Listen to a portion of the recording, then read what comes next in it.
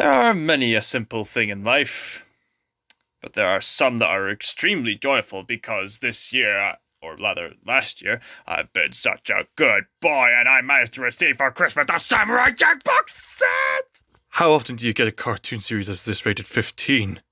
There's Jackie Boy looking all cool, and there's a refined image. It has the whole collection. And look, they understand the atmosphere and mood of Samurai Jack. You got the landscapes, you got season 1 and season 1's extras. You got season 2 and its extras. Then you got season 3 with a nice autumn scenery. We've got winter, summer, autumn, and spring, I guess, with season 4. And then the belly of the beast with season 5. But we'll save season 5 for some other occasion. For now, I really want to talk to you about the original series, because it is one of the best cartoons I've ever seen. And it's such a shame that for such a long time the UK had to wait, but hey-ho, the wait was worth it. The UK version of this company here started feeling generous for the UK. And it wasn't until about December of 2019 that this DVD pack was finally released in the UK. And I must say, this is finely presented indeed, much like the show itself. Simple yet epic. Isn't that right, Jackie Boy?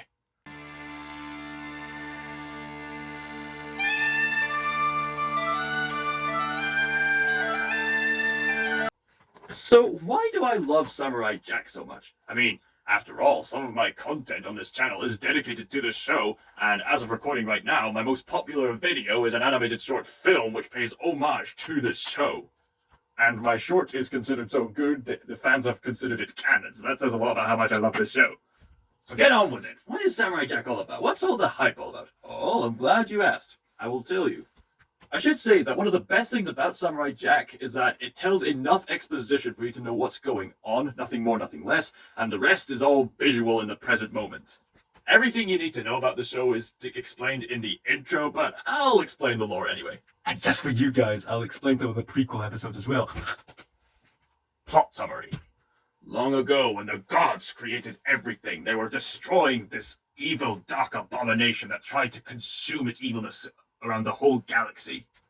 The gods managed to slay every slice of this evil, but this one slither of evil managed to get away and land on planet Earth. It took the form of a tar pit with evil trees sticking out, and would consume any poor soul and creature that was unfortunate enough to step into this tar. Over time, it grew ominously bigger and stronger, up until medieval Japan, when the emperor of the land set out to destroy this evil.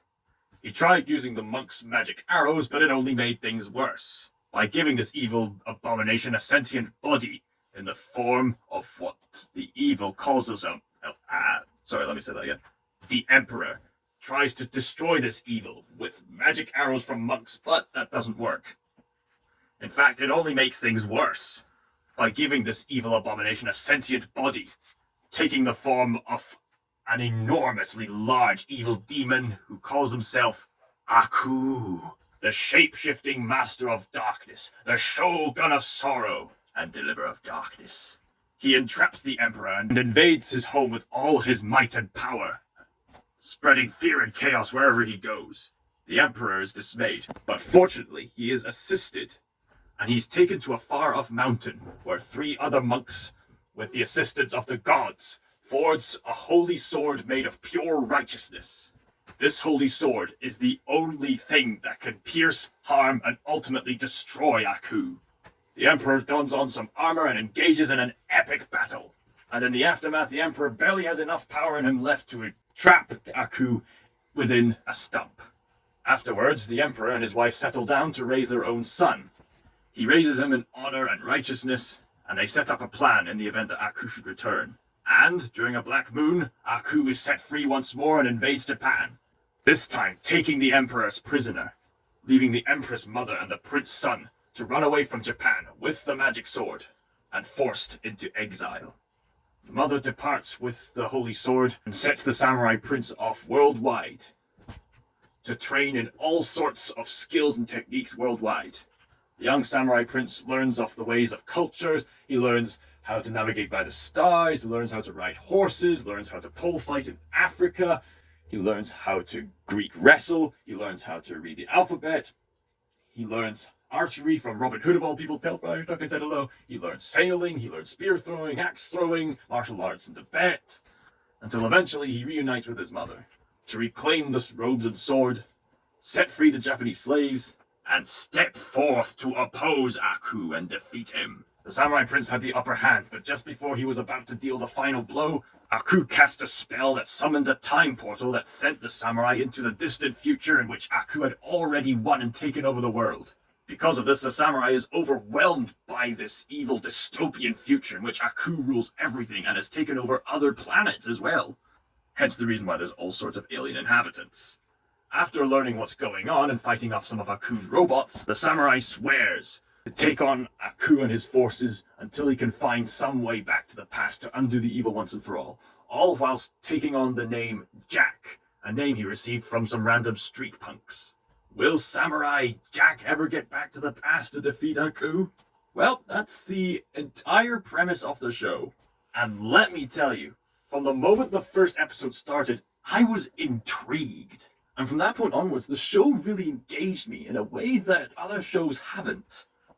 It's a unique experience to watch Samurai Jack, and that's the thing I enjoy most about it. Especially when we see Jack training, the way that this visual style was minimal yet detailed enough for you to understand what's going on, combined with the cinematically slow pacing, the immense emphasis on visual storytelling, focusing less on spoken exposition, and then combine that with the fast-paced, intense action, which pays off all the slow-paced build-up. It's an experience unlike anything else.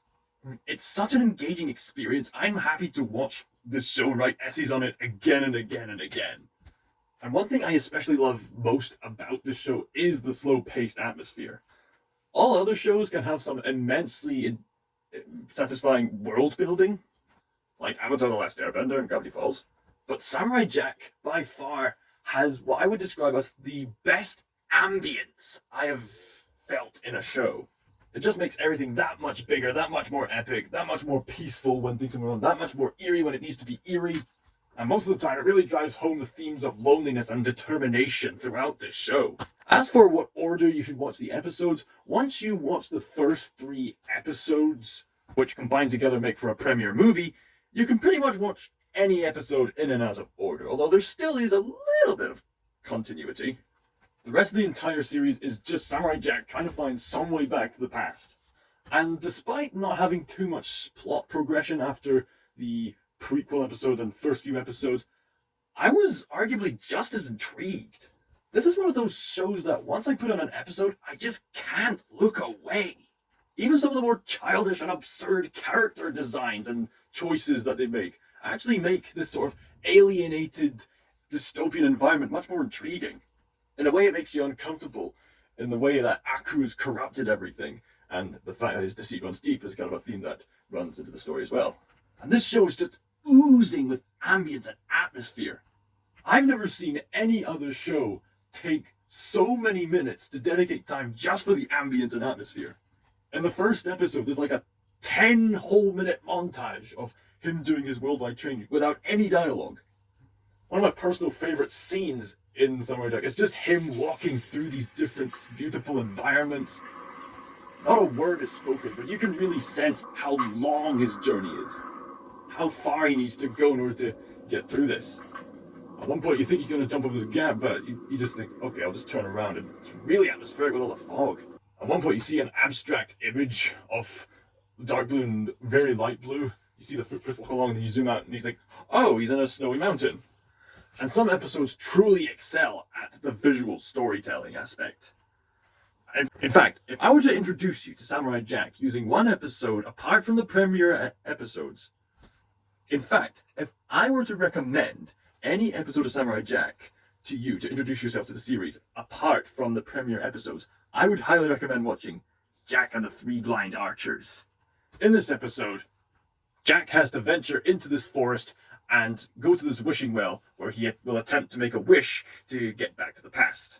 But in order to get to this well, he has to get past these 3 archers. Unfortunately, the way to this well is on top of a high tower guarded by 3 really skilled archers. And for about 7 whole minutes or so with no dialogue, Jack is figuring out a way to get to the tower. Sequences like this are genius because they tell the story visually. And they do it in a way that you completely understand what's happening. So there's no convoluted exposition to get in the way, no confusion. Anyone can just jump in and enjoy the present moment. So during this moment, Jack realizes that they're very sharp shooters and almost gets killed but hides behind a tree. At one point, he's figuring out how to do it. He sees the sunlight shine on the arrow points. He looks up at the sunlight and he has an idea. He looks at his sword, runs with the sword, and shines the sunlight on his sword to attempt to blind the archers. But this seems to have no effect as they keep shooting away. He ducks behind cover once again, and then he does something else. He gets out his basket hat, waves it about in front of them. They don't shoot. He drops it onto the snow. Then the arrows shoot away at it. And it's at this point Jack realizes that they're blind. And the way Jack goes about defeating them, I'll let you see it for yourself. It's quite genius. And at other points, they just let the visuals speak for themselves. Like there's a scene where Jack has to enhance his hearing by blinding himself with a blindfold. And whatever he hears, it appears in the darkness. That's genius. There's another sequence that just goes full-on abstract with its art style, as Jack has to take down this assassin who hides in the shadows by wrapping himself with his clothing to hide in the light. And you just get this white person and this pure dark person fighting in this arena of black and white. It's hard to describe. You have to see it for yourself because it's awesome. Although there are a few questionable parts on how consistent some things be. Like, did Jack and the Scotsman he encounters really have to use a large bullet to cut their handcuffs off when they could have just easily cut it off with a sword? Some moments like that are questionable, but it doesn't remove the enjoyment of the experience. And the action can get really intense sometimes. And on rare occasions, it can be horrifying. But fortunately, the show isn't afraid of being funny either. Due to how strange the world they set up is, anything is possible, so you never know if you're going to get a serious dramatic episode or a comedic episode, which makes the show quite fun. Jack comes across some strange characters. Some of them are hilariously stereotypical, like the redneck pig that just kept saying, and some segments are just straight up slapstick comedy. That's partly what makes Scotsman such a refreshing character. Not just that I'm biased that he's a Scotsman, but as far as we know from the show, he's one of the only consistent friends that Jack has made in this desolate future. It's kind of depressing how there's a lack of reoccurring characters throughout most of the episodes, but we should count our blessings with the reoccurring characters we do have, and one of them is the Scotsman. And it just makes the Scotsman all the more fun when he appears, even though he appears in few episodes as well.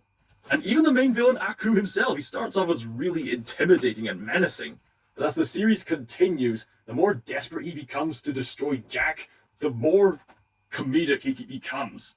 Some of Aku's more comedic episodes, I must say, are Aku's Fairy Tale and Jack vs. Aku, where it really shows his desperation. I have heard some people suggest that the show isn't really high-tech, but there are some animation aspects that do get better. Some of it does get smoother. Some burning effects from hacking and slashing Aku become more apparent with its fiery details, which make it much more satisfying when he gets the chance to slice Aku. And oddly enough, some of the best episodes are some of the emotional ones, where the slow-paced atmosphere and that sense of determination and loneliness I mentioned earlier really come into play. Because let me be honest with you, I did not grow up watching this show. It was not until season 5 was announced that I decided to dedicate myself to watching the original series to understand what everyone was going on about. And of course I was addicted ever since the first episode. And some of the time Jack's just taking on inner demons. And on a deeper spiritual note, he's trying to handle the fact that in this desolate future, he's failed. And he keeps on failing. And he's isolated in an unfamiliar alien future. Alien in both the literal and grammatical term. And the somber part of the show is that we never do see Samurai Jack get back to the past. So honestly, I am so glad I watched this during my college years. Because older people like me managed to dig in some deeper themes that the creators may not have intended, but due to the ambience and other things that are not told but shown, it really works. When you look behind the scenes, the creators may sound like a bunch of young schoolboys who are trying to make something atmospheric and fun and action-packed, but looking deep in their soul, I'm thinking, they're telling some kind of story here. There are some deeper subtext here, because there are just some episodes where Jack's frustration of not succeeding in this quest really show. Some of the best episodes are in season 2, and honestly, they should have been the series finale because they really are that powerfully good. These 2 episodes are Jack Remembers the Past and Jack and the Monks. In Jack Remembers the Past, he saves these alien creatures from these cat creatures and grasshoppers.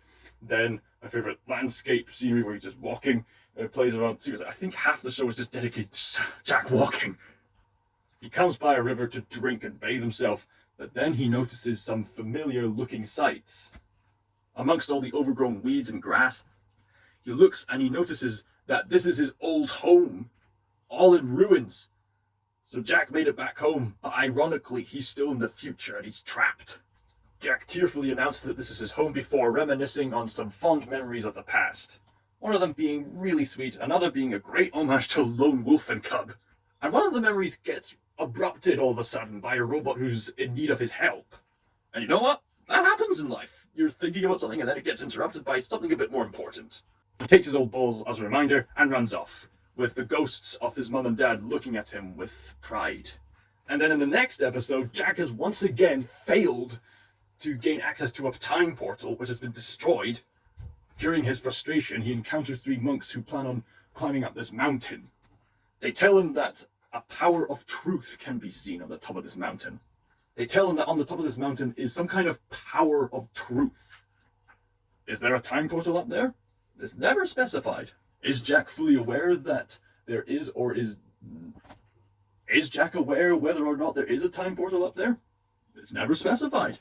But my personal interpretation is that he probably knew there isn't a time portal up there, but he feels so determined to achieve something, anything, that he goes along with the monks just to climb the mountain to find some dignity and worth in himself. As the climb gets progressively more dangerous, things start to get colder and riskier, and he's fighting this big Yeti monster. He's screaming his lungs out, and he's shivering, freezing cold in the snow, and he states it's impossible once again. But then the monks tell him in a vision, "Are you gonna give up just like that?" Jack wakes up. "No, I'm not giving up." He climbs to the top of this mountain. He sees a gorgeous view. He thanks the mountain monks before swearing to Aku that he is going to achieve his quest by returning to the past and destroying Aku. That really made me feel determined. It's like that scene where Sam's carrying Frodo. It was just so epic. By the time the episode ended, I just thought, wow, that was powerful. So to summarize the show in a nutshell, or to summarize Samurai Jack, everything about it, from the premise to the show itself, even down to the main theme song, is simple yet epic and memorable. I consider this a God-blessed achievement in the animation industry. This is a show that I can properly describe as a work of art. It's got some amazing direction under Gennady Tartakovsky, who loves telling stories through action, as well as energetic movements within animation. The fact that he was willing to take a break from comedic shows to make something a bit more serious truly shows that this show is way ahead of its time. Keep in mind, this was shown back in 2001 and all the way to 2004, before Gennady Tartakovsky would leave and work on other projects like the Hotel Transylvania series and Star Wars: The Clone Wars. It may have a few inconsistencies, but they are few and far between, and they ultimately don't really matter in the long term. This is something I'd recommend to anybody at any age. The slow-paced landscape shots are enough to get me engaged on their own, and combined with the theme of holding on to faith and never giving up, I give Samurai Jack, the original series mind you, an 11.5 out of 12. What were your favorite episodes or moments during Samurai Jack? Is there any other show that's slow-paced like Samurai Jack? Please let me know in the comments down below. Don't forget to click the thumbs up and subscribe for more. And it really is somber that this show had to abruptly end. That was until they made Season